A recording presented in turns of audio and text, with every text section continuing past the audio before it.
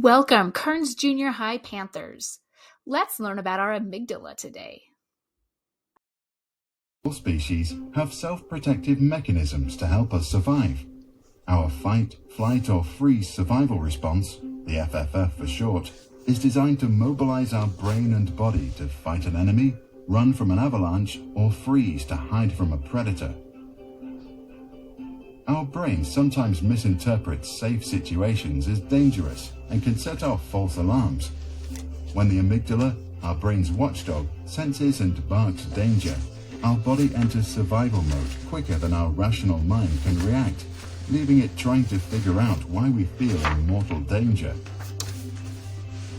When the FFF alarm is sounded, we start to breathe more quickly and shallow, causing hyperventilation, and our heart starts beating very fast. These changes can cause strong chest pain, which many people interpret as symptoms of a heart attack, when in fact it's just a result of the FFF activation, which can be relieved through breathing exercises. As a way of getting you ready for action, blood is diverted towards the major muscle groups. Blood flows away from our digestive system, causing the bladder to relax, and we might feel the need to pee. The mouth goes dry, nausea can occur, and we get the butterflies feeling in our stomach. Blood also rushes from extremities, leaving us with cold hands, but often sweaty palms as the action-ready body starts sweating to avoid overheating. Legs and hands can start trembling and feel weak, while tension starts building in big muscles like the thighs, neck, and shoulders. In our head, FFF alarms cause our brain to focus on negative memories, probably so it can scan them to avoid danger and negative outcomes.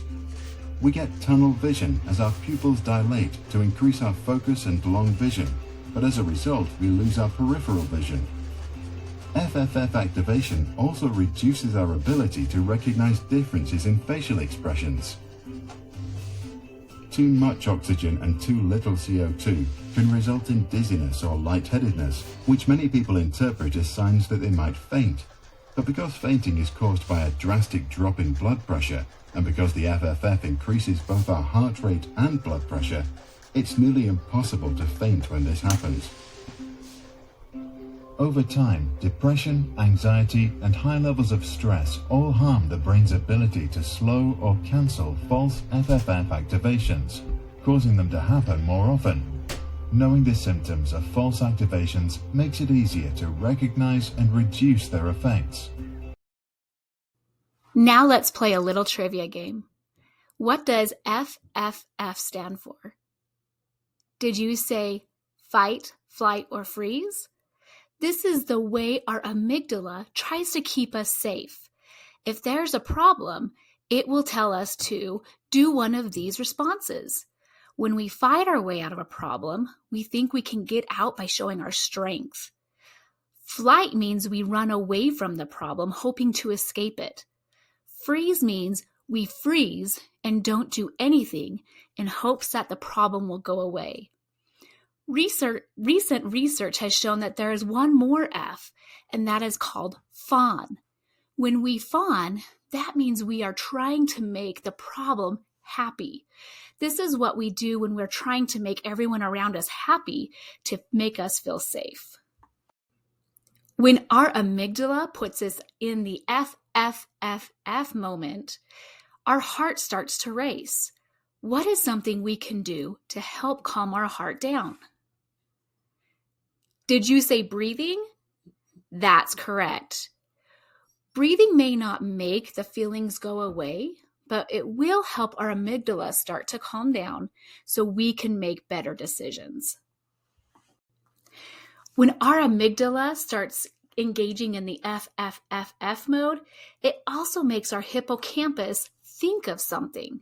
Can you remember what it said in the video? That's right, our negative past experiences. That's why when our amygdala kicks in, it doesn't feel great because we're remembering things in the past that didn't go well. In the video we watched earlier, it talked about the amygdala engaging in a false activation of the FFFF. That's because of those negative life experiences that makes the amygdala think it's in danger. So what can we do to control our amygdala? First, we can practice mindfulness. That's why you hear so many people talking about being mindful. Again, breathing doesn't make all of our feelings and problems go away, but it reduces our amygdala's response so our prefrontal cortex can engage and make better choices. We can also practice gratitude. Research shows that when we are grateful for things and recognize that on a daily basis, that it helps our brain see more positive things. So every day, take a moment to stop to think about what you're grateful for. Let's also practice emotional regulation. When we learn how to regulate our big emotions, that helps us be able to control our amygdala better. Finally, let's practice self-care by exercising, drinking water, and getting enough rest. Over the next year, we're going to be talking about different ways that we can practice mindfulness, practice self-care, emotion regulation, and gratitude. Let's have a great day. Thanks, Panthers.